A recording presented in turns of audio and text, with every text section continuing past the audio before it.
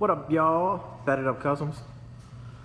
More work on the 74 drop top. And yes, as you can see, the window is open.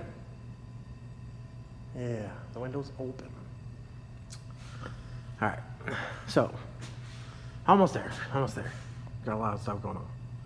Ugh. So, anyways, I gotta remember to get my light from underneath there so it don't go dead and then I can't find it. Anyways, rear end, gear set in there, backlash is properly set. I gotta figure out some things, couple things. Still gonna do a sway bar setup. Gonna keep these straight, so I gotta line these up, change the bolts. Yet I got the branding bolts over there. Always use grade 8 bolts, and if you got a farm and fleet around you, that's the best place to go and get the bolts because they charge by the pound. I go in there, come out with bags for like 10 bucks. But anyways, you get what I mean. Front suspension is all done, wheels are on it.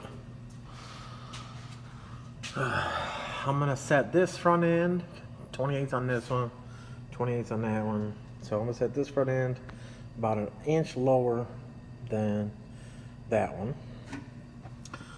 because the ass end of this one is gonna be way lower than that one. But there's the front suspension, all new inner and outer tie rods, the Hodgkins tie rod sleeves, brand new two upper and lower QA1 control arms. The real stuff. Again, it's coming back for brakes later. But there's a nice shot of the front. Oh, it's a blinding ass light right here. I have seen the light. I'm not going towards it. Couple more little things. I greased everything up. Put the cotter pins in.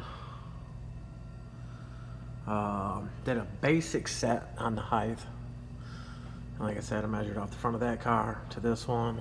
I measure from the lock plate. Measure from the lock plate to the bottom of the spring adjustment plate. So the distance I have in between there, I keep both sides the same. So then if I have to move the car up or down, I'll go up, a quarter inch at a time to get the car set where I need to be set. But of course, you guys know that I have, where in the hell are my alignment plates? Aha, here they are.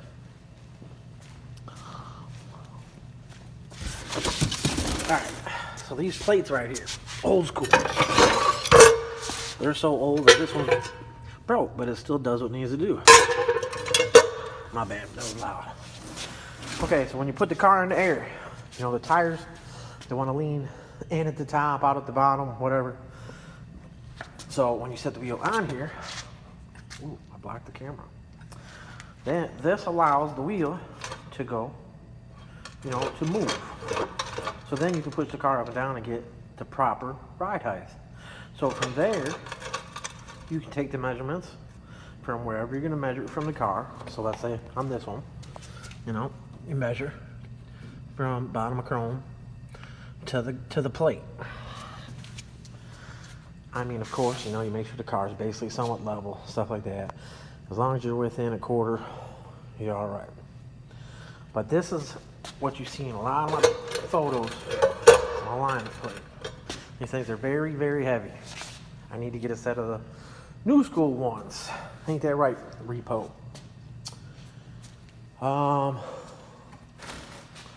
So again, with the alignment, then of course when I do the toe in and toe out once it's sitting on the ground, the very last thing I do is put the sway bar on, which is right here, already painted.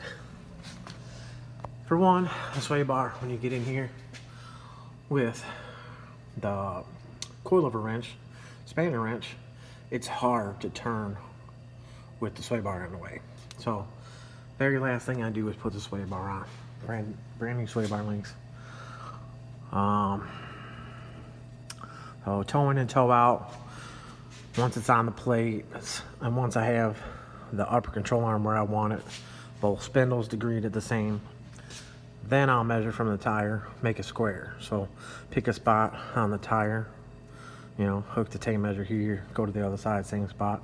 Then you go to the back, same spot, make sure the steering wheel's straight. Make sure that's a square, and you tighten it up. Kind of pretty simple, but I can see there's a lot of people that still can't get it out there. Or when you take your car to an alignment shop and they put the 4-wheel lasers on there and all that shit. Well, that's making the front like the back.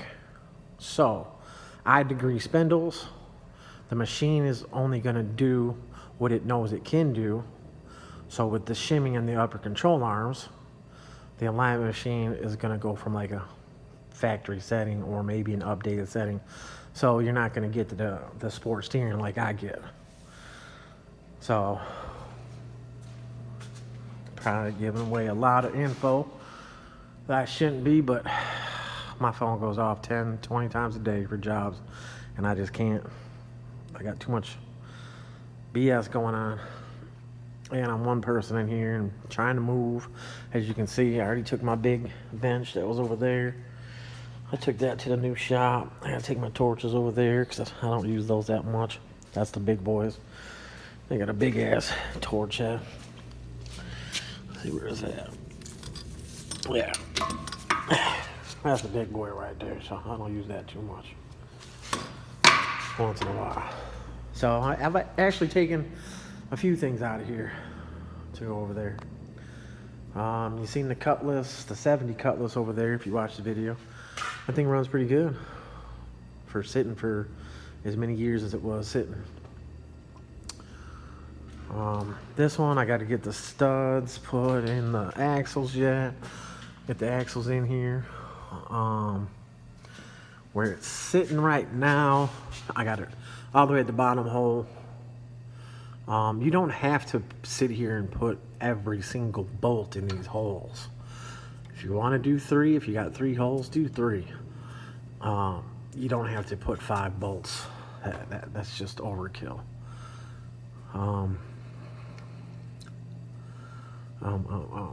So this is probably gonna sit probably at this hole. Everything's within 2 inches of, or it might sit exactly where it needs to sit right there. Then I'll adjust the spring pressure where I want it. Set the ride control. But it's actually almost there. I just put the brake lines on the back. I forgot to get the differential fluid. Always get the thicker differential fluid. The 80-90, not so good. Go with some thicker stuff than that. The oil additives, the Lucas, you can put one of those in there. I don't know, a lot of little stuff. So this one will be off here, and I'll have this one on a video outside test driving just in the parking lot right here, if it ain't too shitty out. You know, the people we got over here, they like to put a ton of salt on the parking lot. So if I do take it out for a little test drive and bring it back and put the rim cleaner on it, aluminum rim cleaner, spray it off. There was some more things I was trying to point out, but I can't think straight.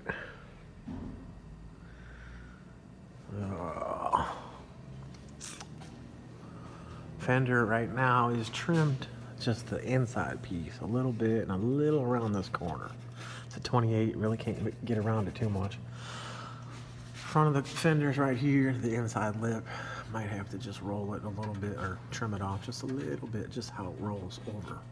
So it's not to the outside. But it will have full turn, obviously, with the notch.